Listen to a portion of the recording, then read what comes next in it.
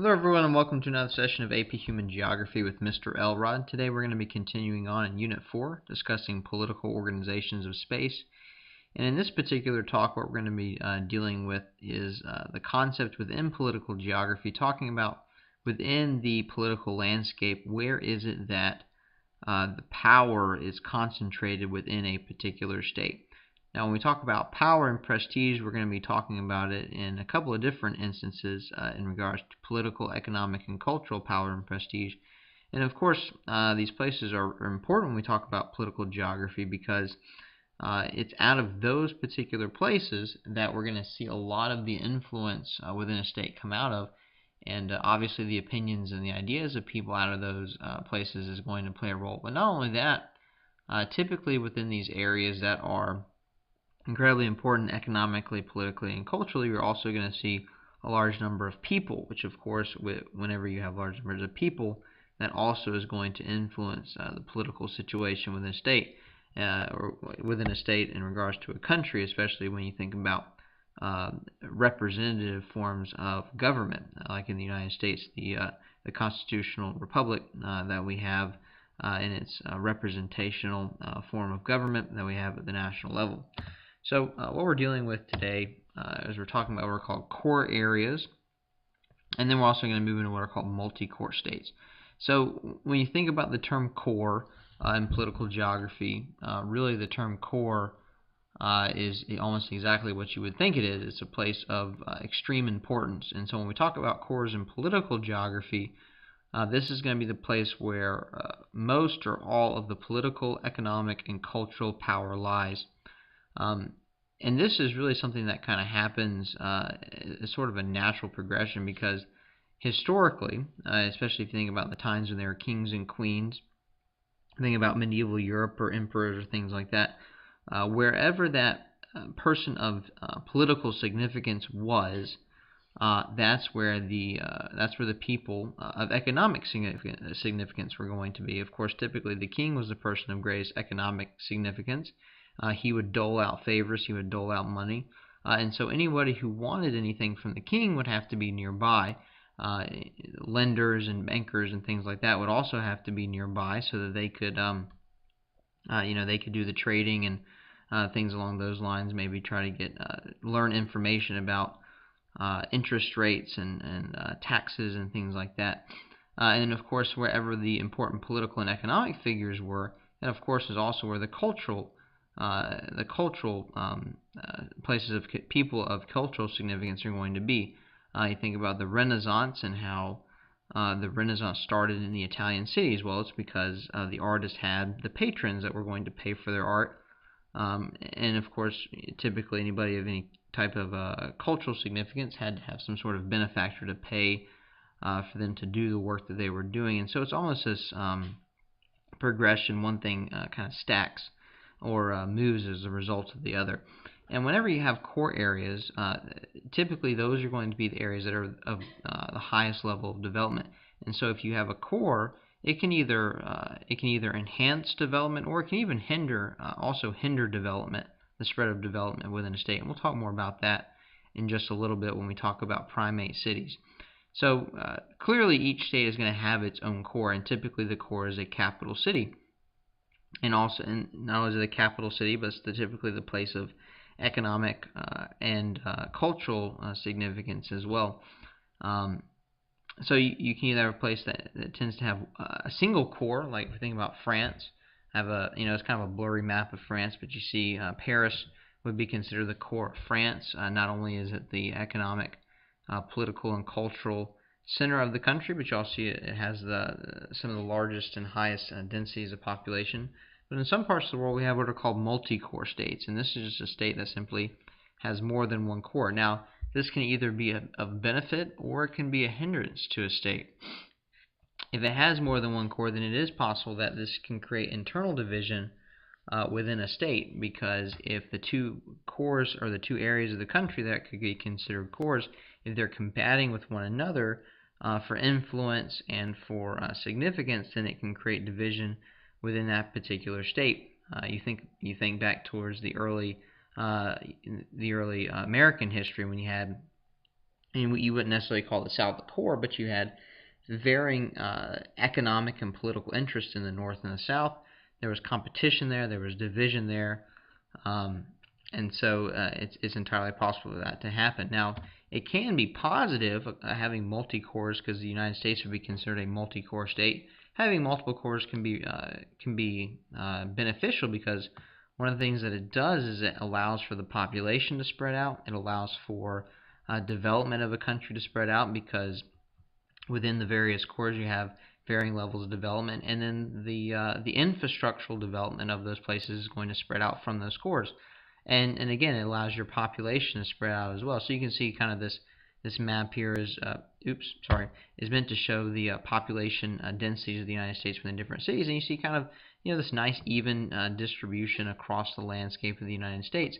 And then because of these areas that are of importance, not all power and influence is concentrated just in one part of the United States, because it's kind of spread across the United States. You've allowed greater levels of development to reach greater numbers of people within the country, and more people have access to those things like information technology, like economic advancement, like educational advancements, and those are some of the benefits of having a multi-core state. And so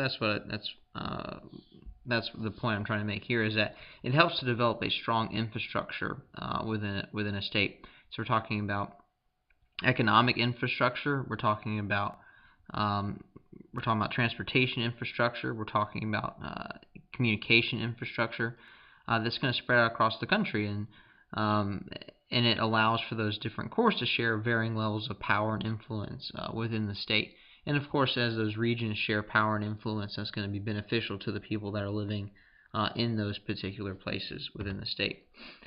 Now, typically when we talk about cores are almost synonymous with capital cities, because historically they've always been the place of political significance, and this is what I was mentioning very early on in this talk. So typically they're going to start off as places of political significance, because historically whatever important political figure you had, whether it was a king or a queen or an emperor, was going to be living in that place, and in that place the king had his court, which the court was the people that were closest to the king, the most significant, typically military and economic figures, because of the land that they had, and then the favors that they could dole out to people. And then again, in the same concept, the cultural, the places, people of cultural significance would begin to concentrate in that particular area as well. Of course, we have here on the picture, we have the White House.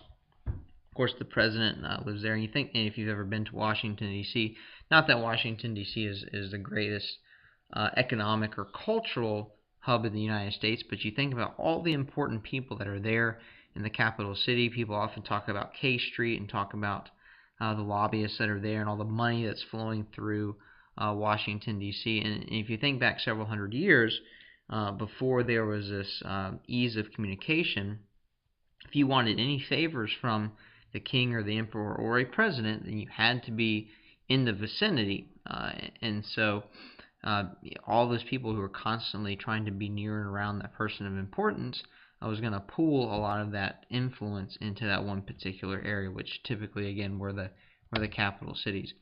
And it's entirely possible for, if you have too great of a concentration of all these things into one place, you develop what's called a primate city.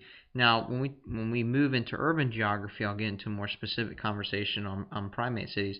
Just suffice it to say, for right now, this isn't an exact definition, but primate cities essentially are when you have pretty much all political, economic, historical, and cultural significance bound up into one particular place. And again, typically this is going to be found in capital cities around the world for the reasons that I've been mentioning earlier. How do you know if a state has a primate city? You can go and there's a mathematical equation. We'll talk more about that when we get to urban geography. But just if you think about a state or a country around the world, and you can only think of one major city in that particular country. Now, if you're a world traveler or you know your world geography really well, then this doesn't really work. But if you're just kind of the average individual, average student, and you start naming countries, and you can only think of one city, that's probably a pretty good indicator that that state has a primate city. So, a couple of examples. You think about England. or the United Kingdom.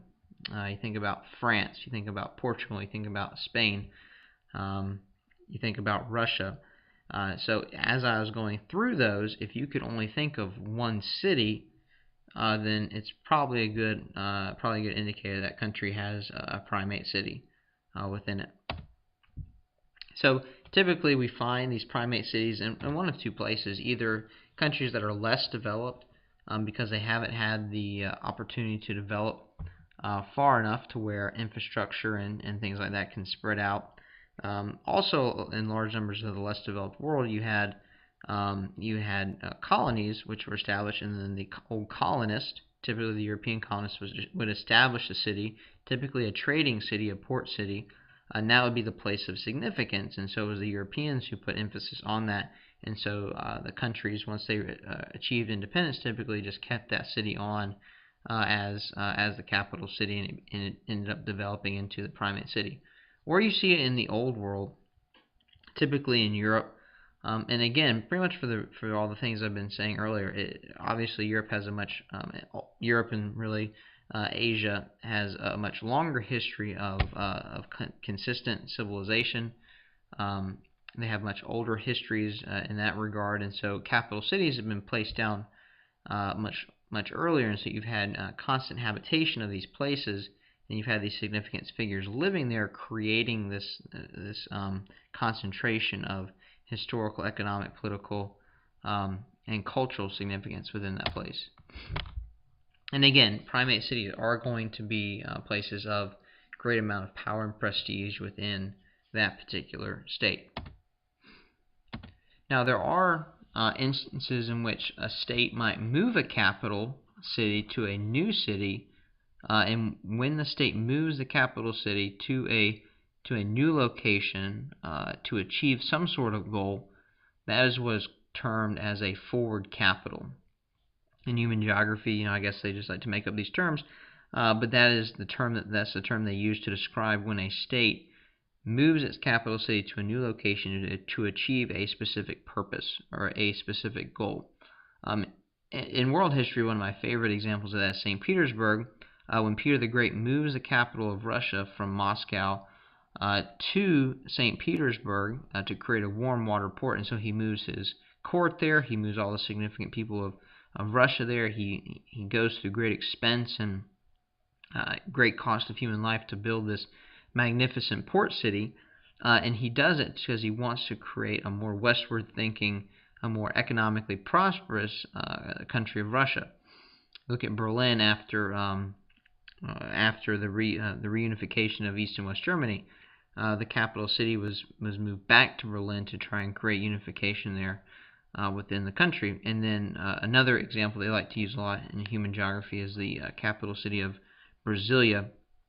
When the Brazilians moved the capital city from Rio de Janeiro into the interior of the country, and that's what this picture is right here.